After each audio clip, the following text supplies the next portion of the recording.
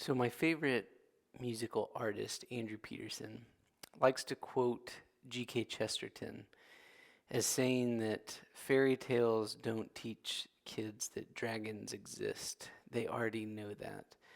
But they do teach kids that dragons can be defeated. And the Andrew Peterson likes to tell this about the need to tell stories, especially of good overcoming evil, dragons being defeated. And I was thinking about that this week as we are dealing with um, the two beasts, one from the sea and one from the land.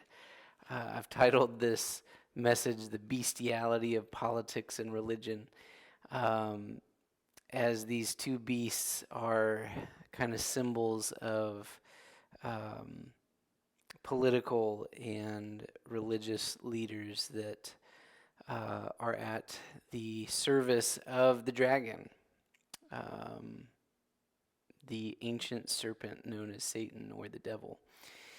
And so we need to kind of to see that. What are these beasts? What are they doing? What are their purposes? Um, and and I think it's again, as I said last week, it's really important that we understand uh, how Satan works, um, so that we might not be caught off guard. But I'm going to make the point today uh, that Satan imitates the light. So we're going to see the first point today is seeing the dragon and the two beasts as kind of an unholy trinity. And there's a lot of parallels with the Trinity. And so I was thinking about this. I heard one time that for those that um, are taught how to identify counterfeit money, um, they don't spend their time looking at all of the counterfeit money. What they do is they study the real thing. And it's only by focusing on the real thing that they're able to discern the counterfeit. And I think this is a good thing to think about when we think about uh, the deception that comes. As I said last week, Satan is not always obvious in how he works.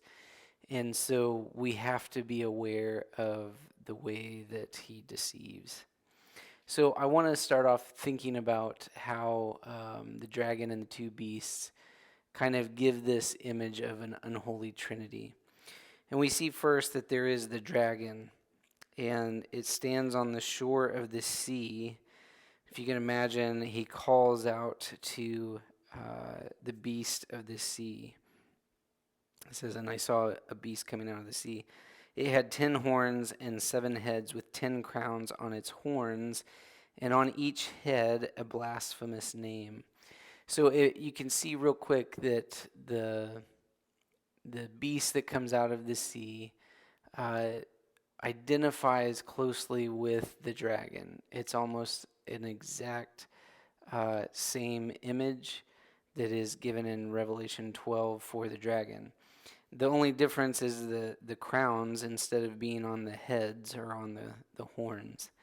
But it resembles the dragon.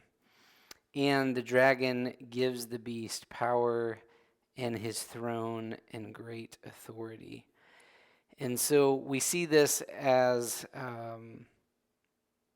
just like the Father's relationship with the Son.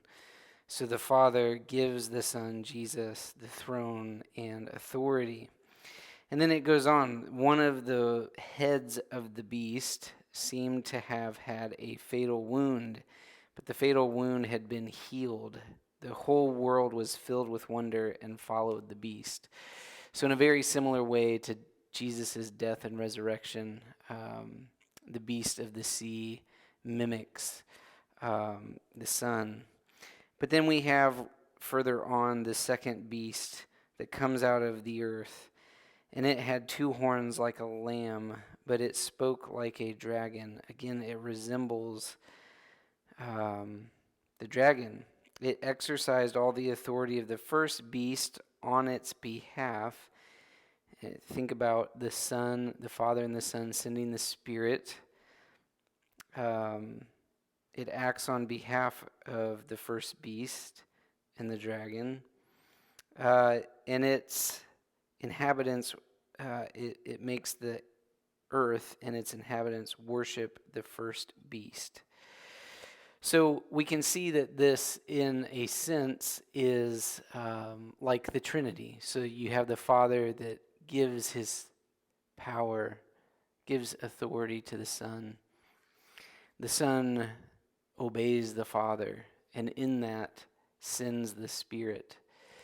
And the Spirit's work is to draw men to the right worship of the Son, Jesus, the Lamb who was slain. And so I think this is helpful for us to see that this is an unholy Trinity. And I want to suggest that there's, I'm going to say that the first beast kind of represents the political realm. And I would say the second beast represents the religious realm. And I'll get into why that is. But it's important to note that. Also, these beasts seem to bear in mind the Leviathan that comes out of the sea in the book of Job, as well as the behemoth. So these are beasts that God has created, and yet Satan is using them for his purposes. But again, this is the way that Satan is attacking the offspring of the woman. It is the outworking of the spiritual battle. If he can't get to them in certain ways in the wilderness, then Satan works through politics and religion to deceive. That's kind of the main point. So yeah, the first beast, it has a head of blasphemous names. But the beast, he says, I saw resembled a leopard, but had feet like those of a bear, and a mouth like that of a lion. The dragon gave the beast his power and his throne and great authority. And so this beast, the way that John describes it, is in the same terms as the first three beasts that come out of the sea in the book of Daniel. And we know in the book of Daniel that these represent kingdoms. And so there's the fourth beast that is on the earth when the Messiah takes the throne. And so I would say that the fourth beast is primarily that of Rome. And it is a combination of all the other powers. So Rome was kind of known for taking in other cultures, assimilating them into their way of life. So you could still worship the gods when you were defeated. They didn't stop that, but they just incorporated it into the imperial legacy. And so in that way, they kind of take on all of the other cultures that they conquered. And so it seems to me that John is referencing this beast to say this is a political entity, authority. And then we see that the second beast, it comes out of the earth, and again, it exercises authority, and it performs great signs, even causing fire to come down from heaven to the earth in full view of the people. Now, this is a similar thing that the witnesses did in chapter 11.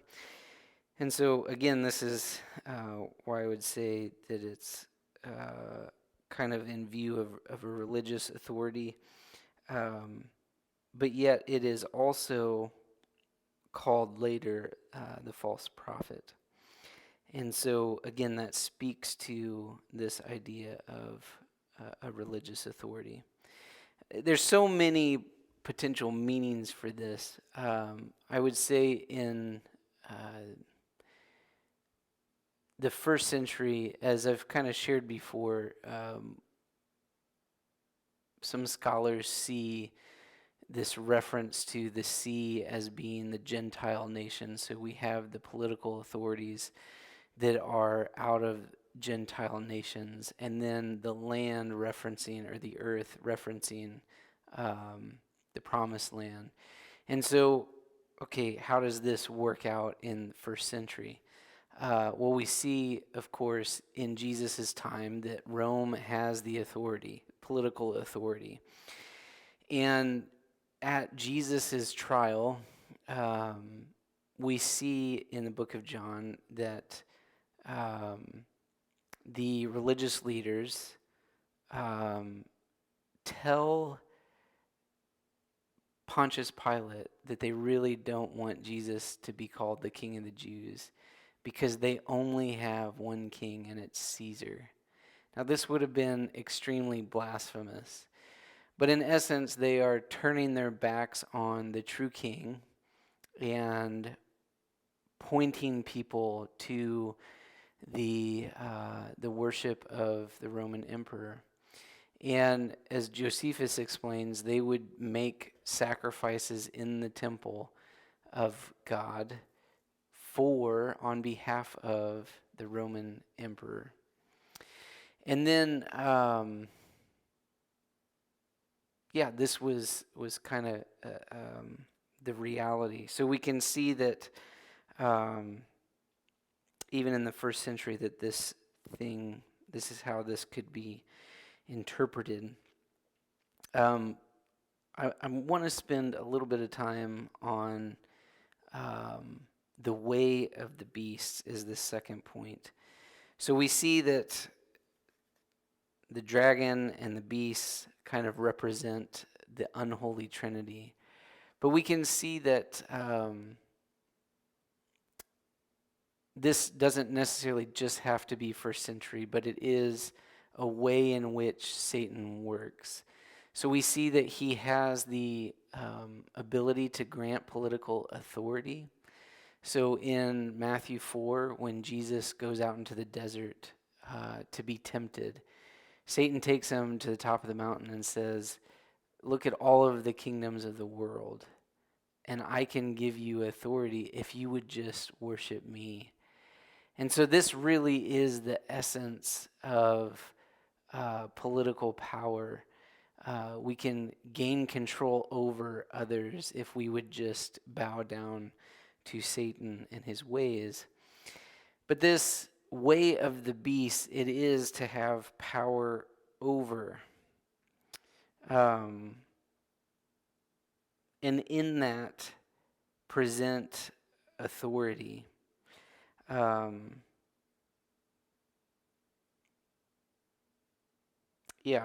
Again, it was given authority by the dragon. So Satan has the authority to put people in political power. But this, again, is all under the authority of God. He allows Satan to work because he has, in his infinite wisdom, in his mercy, an understanding of how the world works. He is the one that created it.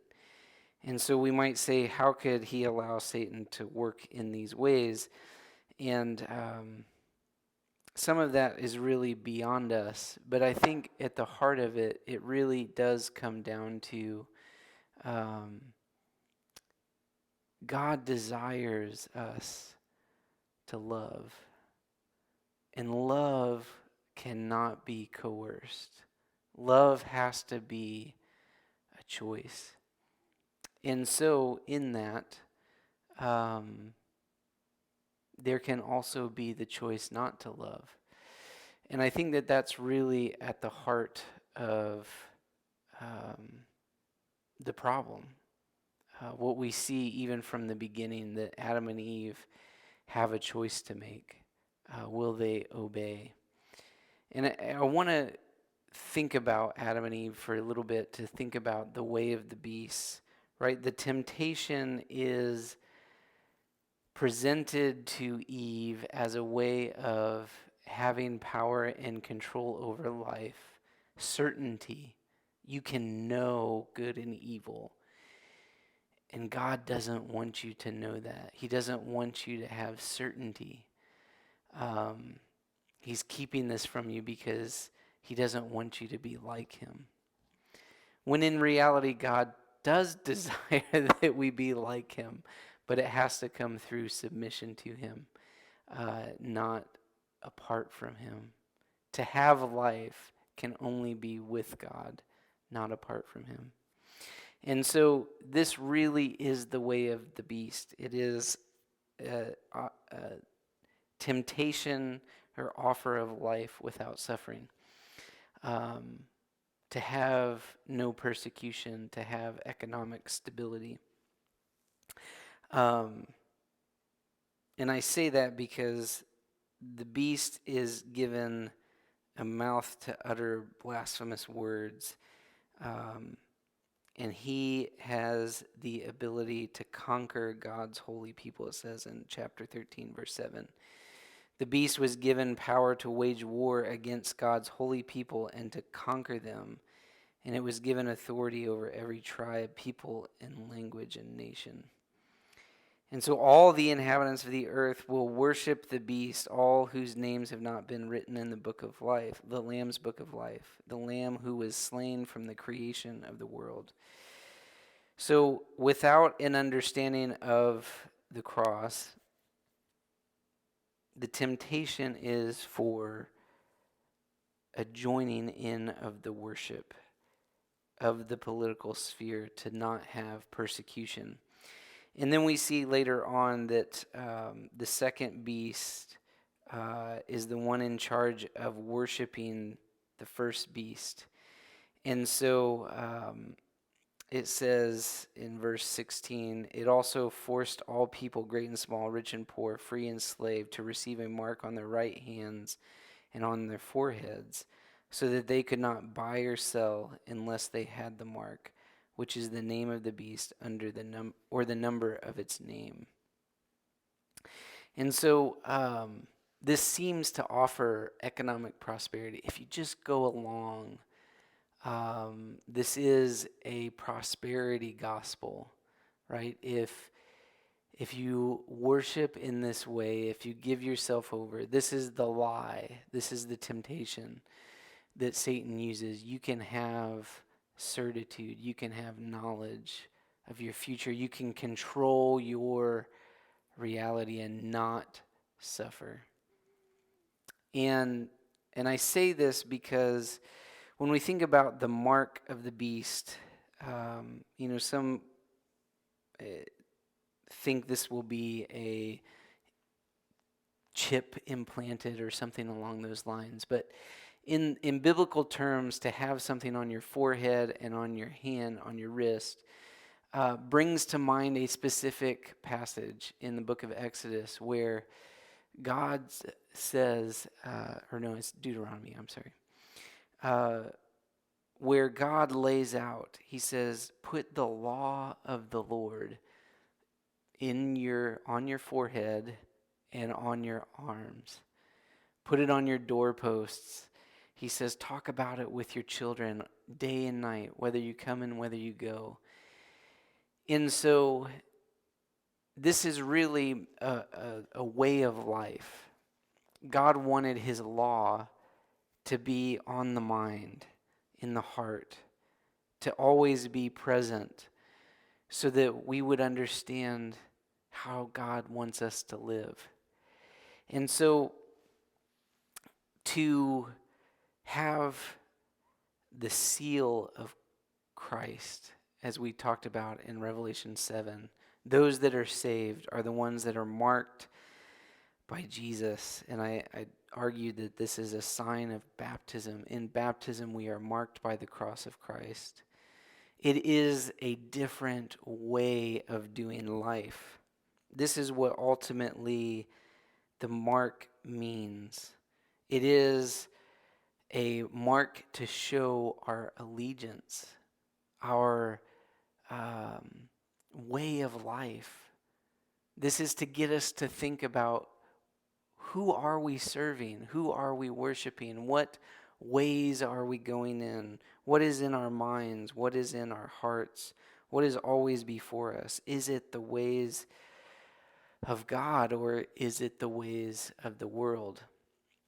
And so I'm going to put up on the screen a picture that I've shown before from Smyrna. These are ancient ruins, but it is a marketplace.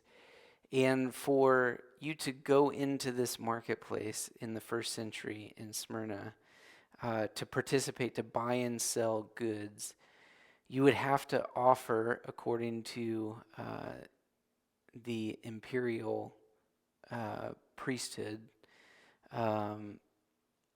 those that offered sacrifice to the emperor, to Rome, you had to put a pinch of incense to worship in order to enter into the marketplace. This was a way, again, of declaring your allegiance, your worthwhileness to enter into the marketplace. And so Christians had a hard time to figure out. There was this temptation. Do I continue to be faithful and endure, or do I compromise? Do I say, okay, I'm going to worship, I'm going to bow down in order to not suffer? And so again, lastly, I want to talk about this mark of the beast, the number 666. Both in Hebrew and in Greek, there are not numeral letters. So there's not a 1, 2, or 3. Instead, like their letter A is number 1, and B number 2, and so forth. And so it lent itself really easily to this way of thinking about names as their numbers.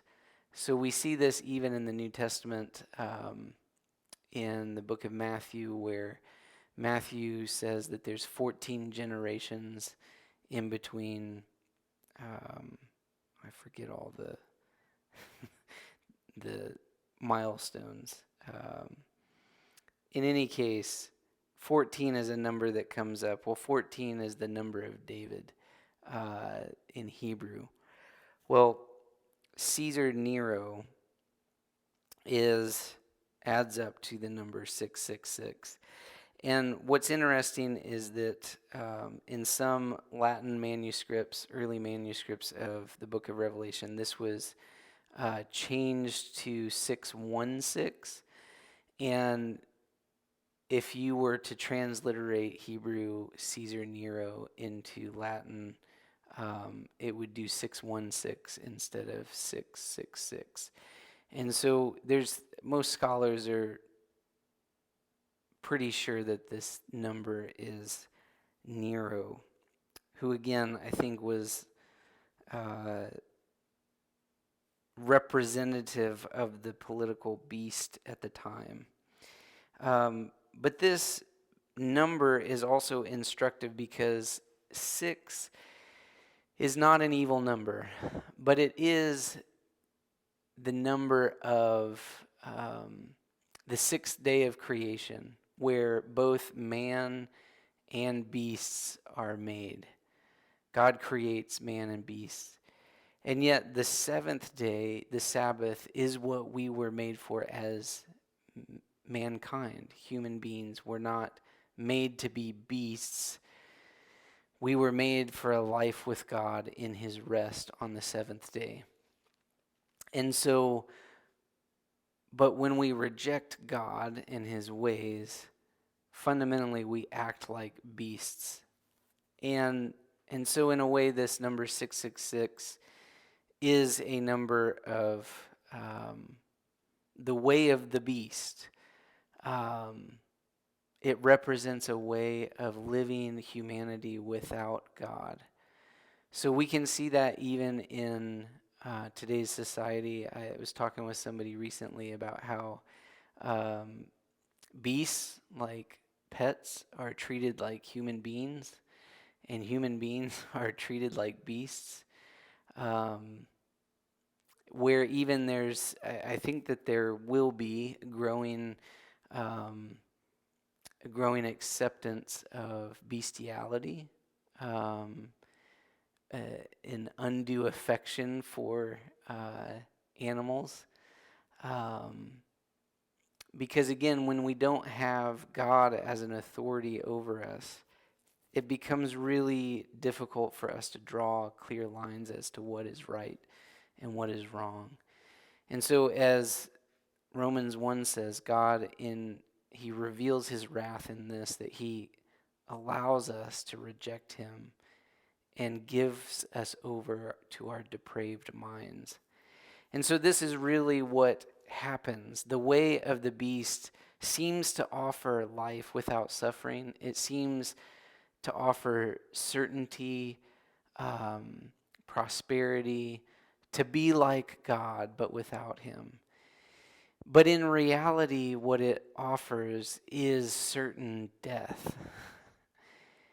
And yet, the opposite of that, the way of the cross, says, no, if you embrace suffering, if you embrace death, in this, especially in the sense of death to my own will, what I desire, that you actually have life.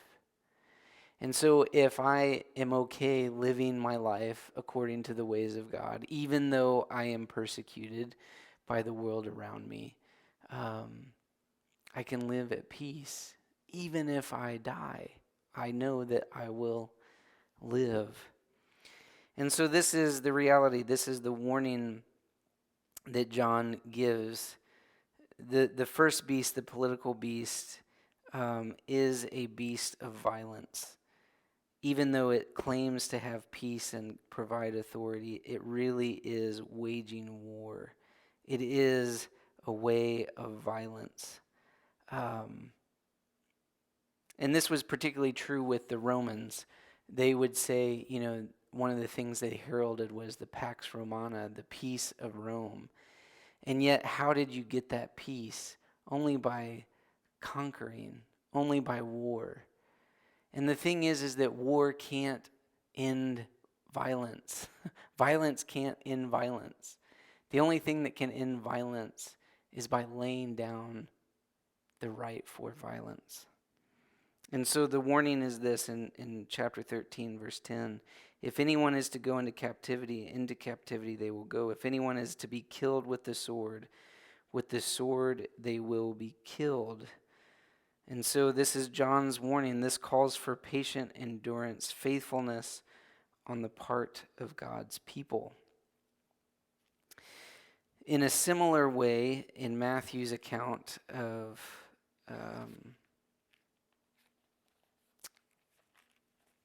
after Jesus is in the garden, when they come to arrest him, Jesus is surrounded by a group of men who have swords. And Peter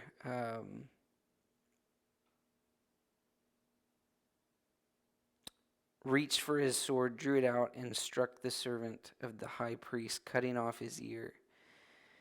And Jesus makes this same point as John is saying in Revelation. He says, "Put your sword back in its place," Jesus said to him, "for all who draw the sword will die by the sword.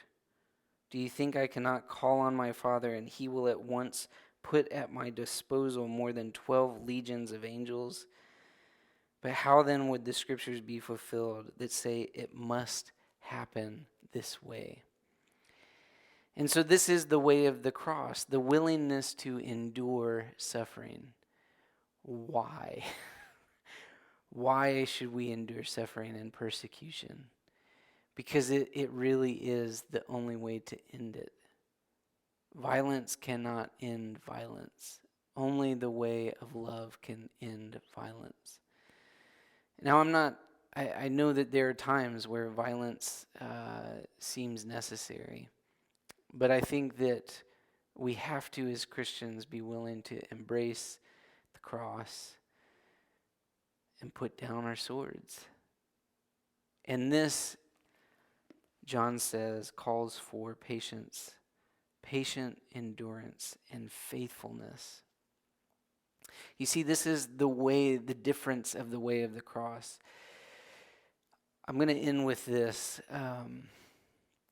There's this moment in at least in Matthew's gospel, he tells it where James and John, again the Apostle John that I think wrote Revelation, their mom goes to Jesus and says, "Hey, can I ask you something?" And Jesus says, "What do you want?" And she says, "Can my son sit at your right and your left in your kingdom?" And Jesus basically says to them, you really don't know what you're asking. He says, "Can you drink the cup?" He turns to James and John. "Can you drink the cup that I'm going to drink? Can you follow me in my way of laying down your life?" Because the way of the world, the Gentile rulers, what do? They want power over people to control. But he says, "No, I came to serve. I came to seek and to save, to give my life as a ransom for many." And I think that, it's this rhetorical question for us. There is a temptation to follow the ways of the world, to have certitude that we will control our life.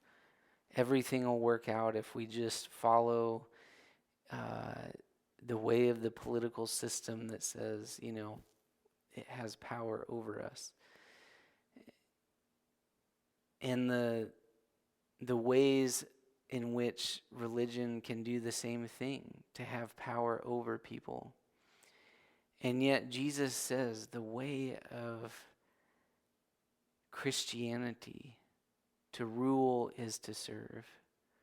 To be in a position of power means to be willing to lay down your life, to let go of control.